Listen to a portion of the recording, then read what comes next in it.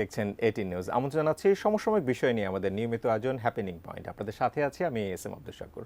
দর্শক, হ্যাপেনিং পয়েন্টে আমরা সমসাময়িক বিষয় নিয়ে আলোচনা করি। আলোচনার মধ্যে যেমন বিভিন্ন বিষয় থাকে, ঠিক একই সঙ্গে দেশ নিয়েও কিন্তু আমরা অনেক কথা বলি। একটা দেশকে এগিয়ে নিয়ে যেতে হলে যতগুলো অনুষঙ্গ রয়েছে, রাজনীতি তার মধ্যে অন্যতম। আর এই রাজনীতি যাদের মাধ্যমে বিকশিত হয় তারা হন রাজনীতিক বা রাজনীতিবিদ। এই রাজনীতি নিয়ে ইতিবাচক কিংবা নেতিবাচক আলোচনা থাকলেও একটা দেশ বিনির্মাণ, দেশকে এগিয়ে নিয়ে যাওয়া এবং সেই দেশের নেপথ্যে কাজ করার জন্য রাজনীতিবিদদের কিন্তু দরকার রয়েছে। অনেকে হয়তো প্রশ্ন করতেই পারেন যে বর্তমানের যে রাজনীতি তার হালচালই বাকি। আমাদের আজকের বিষয়ে আমরা নির্ধারণ করেছি রাজনীতির হালচাল। আর এই রাজনীতি নিয়ে যেহেতু আলোচনা করব, একজন রাজনীতিবিদ তিনি আমাদের সঙ্গে আছেন এবং পাশাপাশি তিনি একটি বেসরকারি বিশ্ববিদ্যালয়ে শিক্ষকতাও করছেন। আমরা তাকে স্বাগত জানাচ্ছি। হাবিবা আক্তার পাপিয়া, স্বাগত জানাচ্ছি আমাদের আজকের আয়োজনে আপনাকে। থ্যাংক ইউ, আপনাকেও ধন্যবাদ। আমরা শুরুতেই যেমনটা বলছিলাম যে রাজনীতি নিয়ে কথা বলছিলাম, রাজনীতি একটি দেশ বিনির্মাণের অনুষঙ্গের একটা অংশ এবং সেটি অন্যতম একটা প্রধান অংশ আমরা বলতে পারি। রাজনীতি নিয়ে যারা কাজ করেন সে ধরনের মানুষদের মধ্যে আপনি একজন। এখন একটা বিষয়, বর্তমান সময়ে রাজনৈতিক কখনো কখনো কেউ বলছেন অস্থিরতা, কেউ বলছেন দাবি দেওয়া নিয়ে অনেক বেশি শোরগোল হচ্ছে। এই দাবির মধ্যে কিছু দাবি দেখছি যৌক্তিক, কিছু দাবি আবার সংস্কার নিয়ে, কিছু দাবি আবার সংস্কার না হয়ে নির্বাচনটা আগে করার বিষয়। এই যে সামগ্রিক যে বিষয়গুলো এখন বর্তমান সময় চলছে, একজন রাজনীতিবিদ হিসেবে কিভাবে সেটার মূল্যায়ন করছেন? আমাদের দেশে দেখা যাচ্ছে যে বর্তমানে আমরা যে অস্থিরতা দেখতে পাচ্ছি বা প্রতিদিনই কিছু দাবি দেওয়া আছে, সেটা হলো একটা দেশ লাস্ট 16 ইয়ার্স 16 বছর যখন এইরকম স্বৈরতন্ত্র যেখানে ছিল, যেখানে দেখা যাচ্ছে যে একটা দল দেশের দেখা যাচ্ছে যে একটা দলকে অফ করে, মানে 50% মানুষ অফ ছিল, সেখানে 50% লোক হয়তো বা সুবিধা নিচ্ছে, বা তার মাঝে 50 না 30% লোক হয়তো বিশেষভাবে সুবিধা নিচ্ছে। তো তার পরিবর্তন যখন আসে, আমাদের তো ছাত্র জনতার হাত ধরেই আমাদের পরিবর্তন। তো সেইখানে পরিবর্তন আসার পরে মানুষের মাঝে এই যে এতদিনের যে ক্ষোভ জমা ছিল, এতদিনের যে অস্থিরতা ছিল, তাদের না পাওয়া ছিল, সেইগুলো একসাথে এখন মানে হঠাৎ করে ব্রাস্ট করলে যে অবস্থাটা, আমাদের দেশের পরিস্থিতিটা এখন এরকম।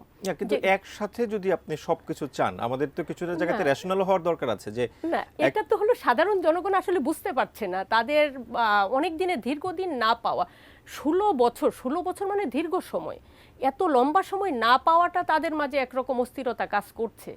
সেটার জন্য অবশ্যই রাজনীতিবিদ যারা আছেন, আমরা নিজেরা কাজ করছি, দেশের মানুষকে বোঝানোর চেষ্টা করছি যে না, একসাথে আসলেই পাওয়া যাবে না, বা একসাথে আসলে সেটা পাওয়া সম্ভবও না। বাট এটাকে বুঝতে তাদের একটু সময় লাগছে। তাদের হয়তো বা ভেবেছে যে পরিবর্তনটা, সেই পরিবর্তনের সাথে হয়তো ভেবেছে যে সব কিছুই পরিবর্তন হয়ে যাবে, কিন্তু সব পরিবর্তন তো আসলেই একসাথে সম্ভব না। এখন এই যে সবকিছু একসাথে সম্ভব না, এটা যেমন সত্য, কিছু কিছু একেবারে মোটা দাগে পরিবর্তন যেগুলো প্রত্যাশিত, সেটা তো 6 মাস হয়ে গেছে নতুন একটা পরিবর্তনের পরে। কারো কারো হয়তো আলোচনার মধ্যে থাকে যে সেই পরিবর্তনগুলো খুব বেশি ভিজিবল না। আর ঢাকাকে এখন এই সময়কালে বলা হচ্ছে যে একটা আন্দোলনের নগরী। এই যে আন্দোলনগুলো নিয়মিতভাবেই হচ্ছে, সেটারও কিন্তু কোনো একটা শুরু হচ্ছে না যে আন্দোলন করা যাবে, কিন্তু সেটাকে কি রাজপথকে আটকে রেখে? আমাদের দেখা যাচ্ছে রাজপথ আসলে আন্দোলনের জায়গা না, যেই কারণে আমাদের নির্বাচিত সরকার দরকার। আমরা যা সেটা সংসদে বসে আমরা ঠিক করব যে আসলে দেশ কিভাবে চলবে, কাকে কতটুকু ন্যায্য হিসাব দেওয়া যাবে। বাট সেটা এইভাবে রাস্তায় বসে তো আর আন্দোলন করে কিছু পাওয়া যাবে না। এছাড়া আমরা জানি যে বিগত সরকার আমাদের বাংলাদেশ ব্যাংক ফাঁকা হয়ে আছে, আমাদের দেশে টাকা পয়সা নেই। টাকা পয়সা যদি না থাকে, সেই পর্যায়ে আসলেই যিনি আছেন এখন অন্তর্বর্তীকালীন সরকার, ওনার পক্ষেও তো সম্ভব না রাতারাতি কিছু করে ফেলা। তো আমাদের তারপরেও ওনারা আগাচ্ছেন। দেখা যাচ্ছে যে আমাদের ছাত্ররা এখনও আন্দোলনের পরে যেটা হয়েছে, তারা সোচ্চার, তারা সব কিছুতে ভাবছে তারাই করে ফেলবে, কিন্তু তারা করবে ঠিক আছে, বাট তাদের যে বয়স, ওই বয়সে আসলে সব কিছু তো তাদেরও সেই করার মতো সেই এবিলিটিটা নাই, বা তারা যেভাবে ভাবছে যে হয়তো বা একেবারে রেডিক্যালি চেঞ্জ করে ফেলবে, ওই চেঞ্জটা আসলে সম্ভব না। সেটা করতে হলে ধীরে ধীরেই করতে হবে, এবং সেটা নির্বাচিত সরকারের মাধ্যমেই সেটা করতে হবে। কিন্তু নির্বাচিত সরকার, নির্বাচন হওয়া কিছুটা সময়ের বিষয় এখানে থাকে, যে কিছু বেসিক সংস্কারের কথা যেগুলো নিয়ে আলোচনা হয়েছে সেগুলো তো হওয়া দরকার আছে বলে সাধারণ মানুষও কেউ কেউ মনে করেন। না না, অবশ্যই সেটা দরকার, কারণ আমাদের যদি গ্রাউন্ড মানে প্লেন ফিল্ড গ্রাউন্ড না হয়, সেখানে তো নির্বাচনে হবে। আমাদের যে নির্বাচন কমিশন যেটা গঠন করা হচ্ছে, সেখানে নিরপেক্ষতা দরকার। সেখানে দেখা যাচ্ছে আমরা যদি পিছনের দিকে তাকাই, তাহলে 91-এর নির্বাচন যেটা ছিল, সেটাকে আমরা নিরপেক্ষ নির্বাচন, সেটা অনেকেই সেটা সবাই বলবেন দেশের লোকজন বা বাইরের যারা ছিলেন তারা। আমাদের 96 96-এ যেরকম নির্বাচন ছিল সেটাকে আমরা বলতে পারি যে এখন ওই ফিল্ড তো আমাদের তৈরি করতে হবে, তাহলেই সম্ভব এই দেশে একটা নিরপেক্ষ নির্বাচন। এখন প্রশ্ন জাগে যে আপনি যেটা বলছেন যে ফিল্ড তৈরি করতে হবে, ফিল্ডটা তৈরি আসলে করবে কি? ফিল্ডটা এখন যিনি আছেন অন্তর্বর্তীকালীন যে সরকার, ওনাকেই করতে হবে। ওনার যে পরিষদ আছেন তারাই ঠিক করবেন দেশের যারা। সেক্ষেত্রে যদি আমরা দেশের মানুষ যারা আছি তারা যদি ক্রমান্বয়ে শুধু দাবি দাওয়া নিয়েই তাদের কাছে পেশ করি, তাহলে কি এই দাবির পূরণ হবে, নাকি আসলে রাষ্ট্র সংস্কারের যে জায়গাগুলো আছে বড় বড় সংস্কার সেগুলো হবে? সবাইকে ধৈর্যের সাথে একটু সময় দিতে হবে। আমাদের ডিসেম্বরের মাঝে বলা হয়েছে যে নির্বাচন আমাদের হলে খুবই ভালো হয়। আমাদের প্রথমেই যেটা দরকার নির্বাচনের একটা গ্রাউন্ড তৈরি করা। সেই ফিল্ড তৈরি না হলে আসলে সম্ভব হচ্ছে না। এই দাবি দেওয়া শুধু কিভাবে সেটা সম্ভব? এই দেশে তো নির্বাচন দরকার, নির্বাচিত সরকার। যখন জনগণের সরকার আসবে তখন দেখা যাচ্ছে জনগণের ভোটের মাধ্যমে সরকার আসবে, তখন সেই সরকারের পক্ষেই সম্ভব এ দেশে সবকিছুকে সুষ্ঠুভাবে সম্পন্ন করা। কিন্তু সাধারণ জনগণদের মধ্যে এরকমও বিষয়গুলো আছে যে আপনি যে 4টি বড় নির্বাচনের কথা বলছিলেন যেগুলো সুষ্ঠু হয়েছে, সেই নির্বাচনের পরেও মানুষের আশা আকাঙ্ক্ষার যে প্রতিফলন, সেটা মোটা দাগে কোনো কোনো জায়গাতে আসলে প্রতিফলনটা সেভাবে ঘটেনি। ফলে মানুষের মধ্যে কিন্তু একরকমের আপনি যদি বলেন যে অতৃপ্ততা রয়ে গেছে। এখন আগামীর দিনে কি সেই অতৃপ্ত ঘোচানোর কোনো নিশ্চয়তা কি জনগণ পেতে পারে কিনা? এখন দেখা যাচ্ছে সবাইকে নিয়ে সর্বদলীয় আমরা চাচ্ছি যে দেশের যে সব দল একসাথে হয়ে দেশের জন্য কাজ করতে হবে। এরকম শুধু নির্দিষ্ট কোনো দলকে ওই দল করছে বা করছে না বিষয়টা তা না। তাহলে কি আপনি জাতীয় সরকার বা এরকম কোনো কনসেপ্টের কথা বলছেন? হ্যাঁ, অবশ্যই জাতীয় সরকার দরকার আমাদের। আমাদের দরকার যে সব দল মিলে, সবাই মিলে নির্বিশেষে দেশের জন্য কাজ করতে হবে। একা কোনো দলকে আসলে দায়ভার দিয়ে যে সেটা পারবে কি পারবে না, আমাদের সবাই মিলে যখন কাজ করব অবশ্যই দেশের সব পরিবর্তন সম্ভব এবং আমাদের যে সমস্যাগুলো আছে সেটারও সমাধান সম্ভব হবে। আমরা সংসদে বসে সেটা মানে উত্থাপন হবে সংসদে, সেটা কিভাবে তার সমাধান করতে হবে সেখানেই সমাধান বেরিয়ে আসবে যখন নির্বাচিত সরকার আসবে। আমরা রাজনীতিরও অনেক সংস্কার নিয়ে আলোচনা শুনেছি। বিভিন্ন দল, বড় বড় দল যারা আছে, দলও কিন্তু তাদের ভিতরের সংস্কার নিয়ে কথা বলছে। কারণ সেই সংস্কারগুলো না হওয়ার কারণেই বা গণতন্ত্রের যদি প্রপার আমরা ইউটিলাইজেশনটা দলের মধ্যে নেই বলেও কেউ কেউ বলেছেন যে আসলে এই ধরনের পরিস্থিতি বাংলাদেশের মধ্যে হয়েছে। আগামীর দিনে কি আমরা রাজনৈতিক দলগুলোর মধ্যে দলের ভেতরের গণতন্ত্র কিংবা তাদের মধ্যে যে সংস্কার সেগুলোর কি আমরা দেখতে পাবো আসলে?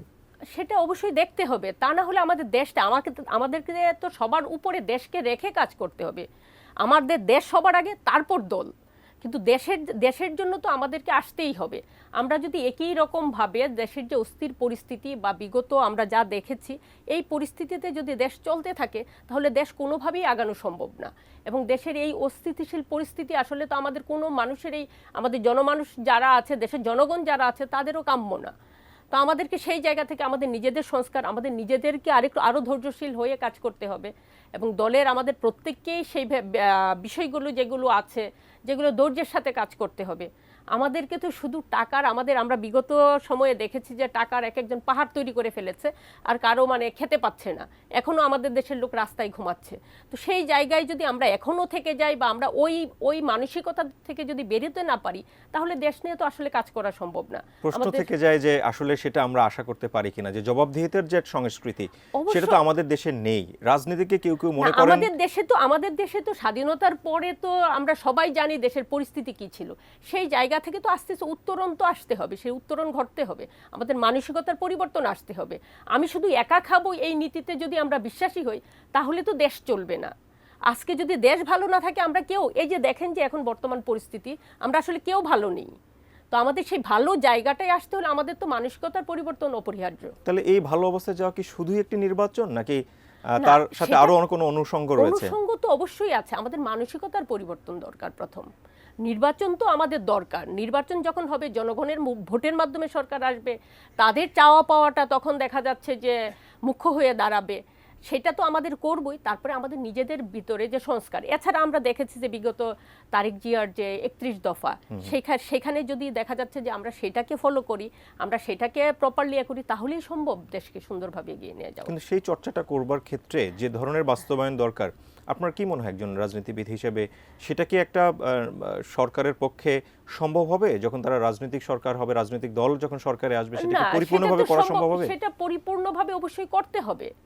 সেটা আমরা তো একটা সেটা আমরা দেখা যায় 31 দফা একটা দায়ী আছে যে এই পর্যায়ে সেটা তো দলের প্রধান উনি দিয়েই দিয়েছেন যে আমরা এইভাবে চলবো। বাকিদের অবশ্যই আমাদের সেটা মেনে চলতে হবে। আমরা এখান থেকে যদি বেরিয়ে যেতে চাই তাহলে অবশ্যই দল আছে, সেটা তাকে কি করা হবে। আমরা আসলে আশাবাদী হতেই চাই, আমাদের আলোচনা চলবে, আমরা ছোট একটা বিরতিও নিতে চাই। বিরতির পরে যখন ফিরবো তখন আরো অনেকগুলো বিষয় আপনার কাছে আমরা তুলবো, হয়তো তার উত্তরও আমরা পাবো। দর্শক, আপনারা এটিএন নিউজে হ্যাপেনিং পয়েন্টের সঙ্গে আছেন। আমরা ছোট একটা বিরতি নিয়ে ফিরছি খানিক বাদেই, সঙ্গেই থাকুন।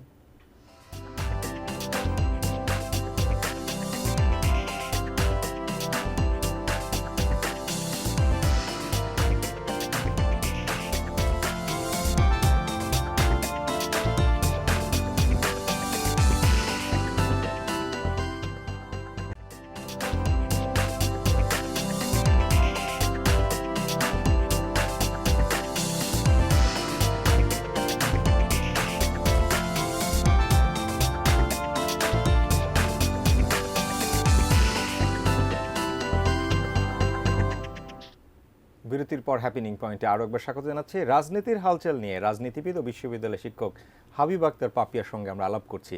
বিরতির আগে যে আলাপ করছিলাম সেখান থেকে আবারও শুরু করতে চাই। আমরা রাজনীতি নিয়ে কথা বলছি, সমকালীন বা সমসাময়িক রাজনীতি নিয়ে কথা বলছি। রাজনীতিবিদদের ভূমিকাও এখানে আসলে থাকাই স্বাভাবিক। আমরা এটাও দেখেছি যে বাংলাদেশের অন্যতম বৃহত্তম একটি রাজনৈতিক দল বিএনপির স্থায়ী কমিটির সদস্য আমির খসরু মাহমুদ চৌধুরী সাম্প্রতিক সময় তিনি বলেছেন যে নির্বাচন পেছানোর কোনো সুযোগ নেই, নির্বাচন নিয়ে তাড়াহুড়োর বিষয়গুলোও কিন্তু সেখানে আলোচনা এসে সরকারের পক্ষ থেকে কিন্তু ডিসেম্বরকে একটা রোডম্যাপ হিসেবে বা সম্ভাব্য তারিখ হিসেবে বা সময় হিসেবে কিন্তু জানানোও হয়েছে, কিন্তু তারপরেও এ ধরনের তাড়াহুড়োটাকে আপনি কিভাবে দেখেন? বিষয়গুলো হলো তাড়াহুড়োর বিষয় নয়, আমাদের ডিসেম্বরে একটা রোডম্যাপ দেয়া আছে যে ডিসেম্বরের মাঝে নির্বাচন, সেটাই উনি বলতে চাচ্ছেন যে যেন তারপরে আর পিছানো না হয়। কারণ যত তাড়াতাড়ি নির্বাচন, যত তাড়াতাড়ি বলতে আমি ডিসেম্বরকে রেখেই বলছি, নির্বাচন যখন আসবে তখন দেখা যাচ্ছে যে মানে সেটা হলো ভোটের মাধ্যমে নির্বাচিত সরকার আসবে।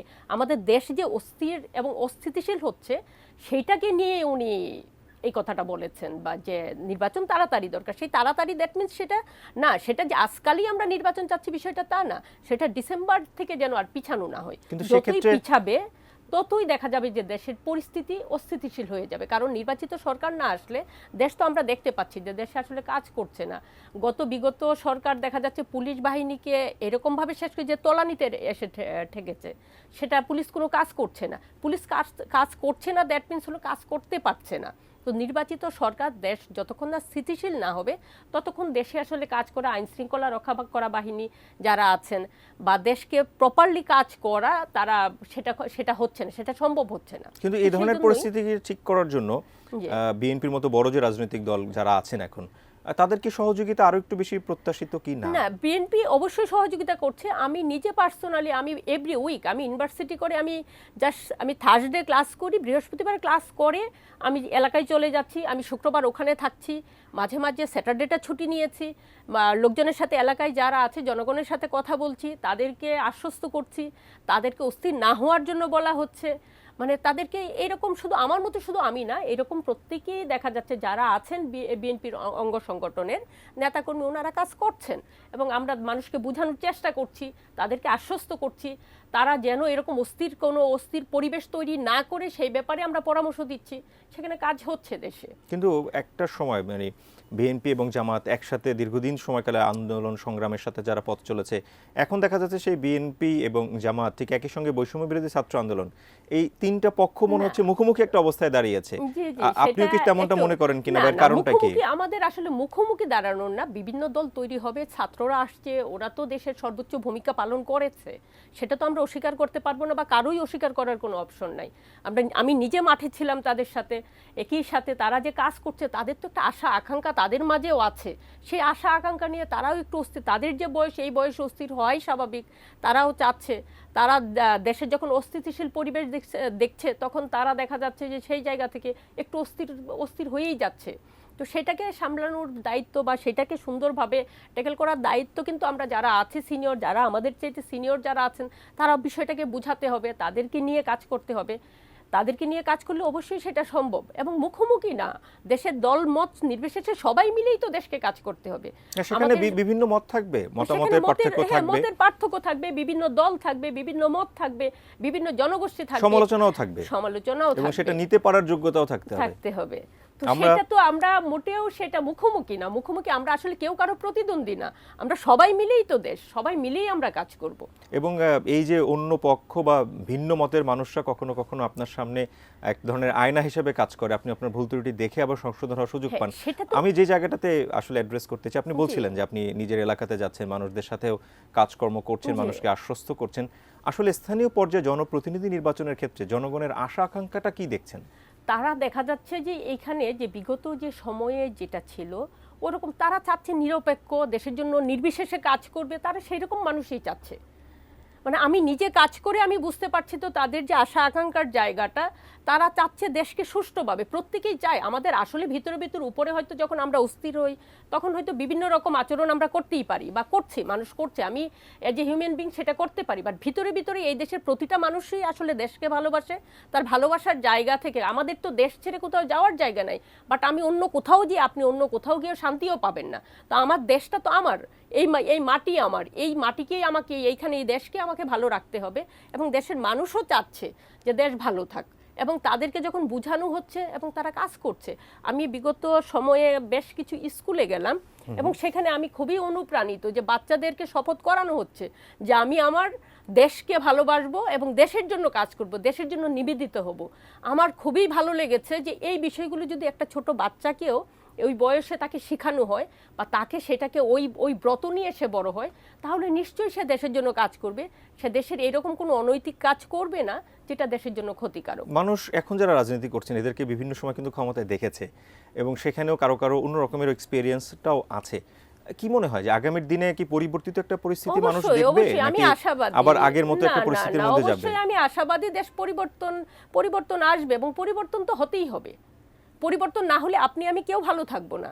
আমরা তো এই দেশে ভালো থাকতে হবে, এই দেশের জনগণকে ভালো থাকতে হবে, আমরা দেশকে নিয়ে থাকতে হবে, দেশকে তো আমার সর্বোচ্চ জায়গায় রাখতে হবে। মানুষকে যদি আশাবাদী করতে হয়, আপনি কি কি কারণগুলোকে হিসেবে বলবেন যে যার কারণে মানুষ আসলে কিছুটা আশ্বস্ত হতে পারে যে পরিবর্তন হবে? আমাদের বিগত যে সময় ছিল সেখানে শিক্ষা ব্যবস্থার অবস্থা আমরা জানি যে সেটা খুবই, যেহেতু আমি যে শিক্ষক হিসেবে আমি সেটা যে খুবই নাজুক অবস্থা। আমাদের পড়ালেখা বলতে মানে ছিলই না বলা যায়, যে পড়ালেখাটাকে সেটা দেখা যাচ্ছে আদার্স কাজের মতো, আমাদের বিনোদনের মতো একটা বিষয় ছিল। সেই জায়গা থেকে আমাদের বেরিয়ে আসতে হবে, আমাদের শিক্ষাকে প্রায়োরিটি দিয়ে কাজ করতে হবে, আমাদের দক্ষ মানে শ্রমিক তৈরি করতে হবে, যারা শ্রমবাজারে আছেন তাদেরকে দক্ষতা তাদের সে নিয়ে কাজ করতে হবে। আমাদের শিক্ষা ব্যবস্থায় আমাদের দেখা গেল সুশিক্ষিত করে আমাদের ছেলে মেয়েদের গড়ে তুলতে হবে, তাহলেই সম্ভব এই দেশকে সুন্দর রাখা বা দেশের পরিবর্তন। আপনি একজন রাজনীতিবিদ হিসেবে যদি আপনার কাছে জিজ্ঞেস করি, একদম ব্যক্তি আপনাকে, যে আপনি যদি কখনো জনপ্রতিনিধি হন তাহলে আপনার আসলে কোন কোন পরিকল্পনাগুলো থাকবে যেটা আপনি মোটা দাগে বাস্তবায়নের কথা ভাববেন, আপনার এলাকার মানুষকে ভালো রাখতে চাইবেন? আমি এলাকায়, আমি এখনো বলছি যে আমি এলাকার প্রথমেই আমি যেটা ধরবো আমি শিক্ষা ব্যবস্থাটাকে। কারণ শিক্ষা ব্যবস্থাকে যখন আমি সেখানে শিক্ষায় জোরদার দিব, আমাদের যে তরুণ যারা আছে, যারা এখনো যেটা আমরা বলছি যে ঘুরে বেড়াচ্ছে বা হচ্ছে, তাদের তো ওই শিক্ষার অবস্থাটা, পরিবেশটা ছিল না, দেশটা অস্থিতিশীল ছিল। সেই জায়গা থেকে তাদেরকে আবার বুঝিয়ে নিয়ে আসতে হবে যে তার জায়গাটাকে তাকে চিনাতে হবে, যে এডুকেশনেই তোমার একমাত্র মুক্তির পথ। তো সেই জায়গায় তাকে ফিরে আসতে হবে, তাকে পড়ালেখা করতে হবে। সেই জায়গাটাকে আমি সর্বোচ্চ প্রায়োরিটি দিয়ে কাজ করব। শিক্ষার ক্ষেত্রে একজন শিক্ষক হিসেবে হয়তো আপনার প্রায়োরিটির জায়গা সেটা, কিন্তু আমাদের মৌলিক যে চাহিদা আছে তার মধ্যে শিক্ষার সাথে সাথে আরো অনেকগুলো বিষয় আছে, অনেকগুলো বিষয় আছে, সেগুলো নিয়েও আমরা কাজ করব, বাট শিক্ষাটাকে প্রায়োরিটি দিব। তারপর যেটা আছে যে আমাদের যে শ্রম বাজারে শ্রমিকের যে মূল্যায়নটা হচ্ছে, সেটা আসলে আমাদের যে দ্রব্যমূল্যের যে আমাদের স্কিলড ম্যান পাওয়ার তৈরি করার ক্ষেত্রেও আমাদের এগিয়ে না আসলে আমরা আসলে, না অবশ্যই আমাদের স্কিল ম্যান পাওয়ার না হলে আমরা এগিয়ে যেতে পারবো না। অনেকগুলো বিষয় নিয়ে হয়তো আপনারা কাজ করবেন, আর আমাদেরকেও সময়ের সংক্ষিপ্ততার কারণে আজকের আড্ডা থেকে বিদায় নিতে হবে। নতুন কোনো দিন ভিন্ন কোনো বিষয় নিয়ে আবারও নিঃসন্দেহে আপনার সাথে কথা বলার সুযোগ থাকবে। আমাদেরকে সময় দেওয়ার জন্য ধন্যবাদ জানাচ্ছি। আপনাকেও ধন্যবাদ, দেশবাসীকে ধন্যবাদ। এবং আমি বলবো যে দেশের আমরা সবাই সম্মিলিতভাবে আমরা একসাথে কাজ করব। ধন্যবাদ সবাইকে। রাজনীতিবিদরা এগিয়ে নিয়ে যাবেন দেশকে, কারণ রাষ্ট্র বিনির্মাণে তাদের ভূমিকা অনন্য। আমরা আশা করছি আগামী দিন নতুন কোনো বিষয় নিয়ে আবারও আপনার সামনে হাজির হব আমরা। সে পর্যন্ত ভালো থাকার প্রত্যাশা, নিজে ভালো থাকুন, ভালো রাখুন আপনার চারপাশ, ভালোবাসুন আপনার দেশকে। আল্লাহ হাফেজ।